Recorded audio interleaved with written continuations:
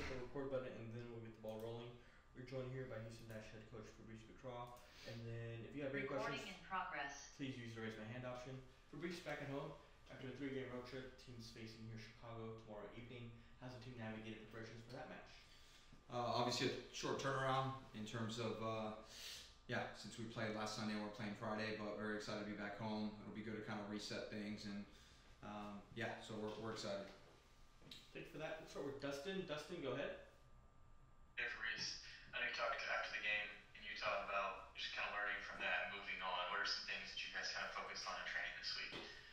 I think there was a lot of things from a physical standpoint that were factors. 3 games, 3 away games, or 3 games on the road for the last 3 weeks. So I think that plays a toll. So I think if you could tell, especially in the first half, physically we were a little bit out. Obviously, you're playing in altitude. So I think there was a couple factors in there. I don't think we were set up right in the first half, so we made a tweak and then we changed it. We still obviously didn't create nearly enough chances, but it's one of those. I think it's, if you look at the first 7 games of the season, it's the one blip, but I think we just kind of dust it off and move forward. And just last game, I know one of the first games that you guys haven't scored in a long time. Just offensively, how do you kind of see improving that as you get to this game against Chicago? I think it also starts with our pressure, right? If you look at it, a lot of the goals we've created have been off high pressing, and I thought our press was off. But even in the second half, I know our XG didn't show, but we had 2 moments where, Delaney just lays it to maybe Messiah there. It's a tap-in goal. And same thing in the first half. Clarissa, we win it off a counter press from Kiki.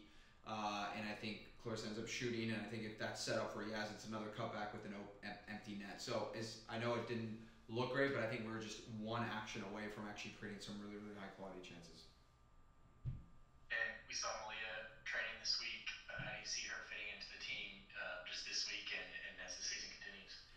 Yeah, look, it's a competitive group, but I think the one thing she has is that quality, I think in possession, be able to solve pressure, which is something I think we've needed recently. So, we're looking forward to integrating her, whether it's this game or next game. We're excited to have her with us. This last one for me, Ludmila for Chicago. She's up towards the top of the Golden Boot race, very dangerous. How do you see her against you guys, and how do you kind of stop her or slow her down even? Yeah, look, I think making sure our ceiling shape or rest defense, whatever you want to call it, is really good in the attacking half, and then just making sure we're doubling her. Especially if some person's isolated with her, just having some help underneath is really important. Thanks, Fabrice. Thank you. Diego, go ahead. Morning, Fabrice. Last time we talked, you mentioned that they, apologies for the noise, but you mentioned that the schedule got really, really away focused, and you guys have only had 2 home games. Can you talk to me a little bit about what you guys are doing to kind of make that the home slate into a fortress? Yeah, I mean we're approaching this game like every other game, and we're excited to be at home. I think we're a very different team the second half of the season, so our expectation is that our home record improves, especially in the second half. So yeah. Chicago is a team that's struggled at parts, but also been a very dangerous team throughout this season. Can you talk to me a little bit about what dangers they might possess and kind of what you guys expect out of them? Look, they're never out of the game. I think they've grown in their ability to press higher up the field, which has created quality chances for them. And then I think they have people that can score goals. I think Yasmin, Joseph, and Ludmila, and even Schlegel, I think those 3 can really be dangerous. So it's a matter of, making sure we minimize their impact, and then obviously looking to break and kind of hurt them in their out of possession shape. And then Lisa got her debut against Utah. Can you talk to me a little bit about not only her performance, but moving forward, kind of what bringing when she's on the field? Yeah, look, I think there's still an adjustment from where she was, obviously not having been in a, I would say, competitive environment, because obviously since her last game in the Euros till now, it's like almost like a couple months, right? So I think there's still that adjustment. This obviously league is physically very demanding. So, but in terms of her performance, I thought she was quite good, especially in possession. I thought she controlled the game and allowed us to just have a little more sustained possession in the attacking half, which I thought was really good.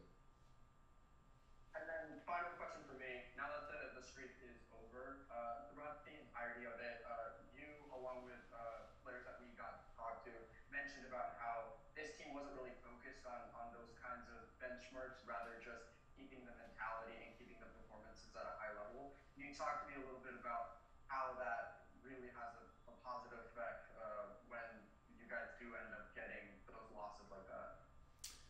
Yeah, look, I think it's important to not make this loss bigger than it is. It's a loss. It's impossible for a team to be, well, not impossible, it's always possible to be perfect in a season. Obviously, we weren't, but in the second half of the season, those things are going to happen. I think, if anything, it's actually a good thing because it allows you, I think it's easy for streaks for you to get complacent in behaviors and habits. And so I think this one kind of came at the right time for us to kind of like, all right, let's reset.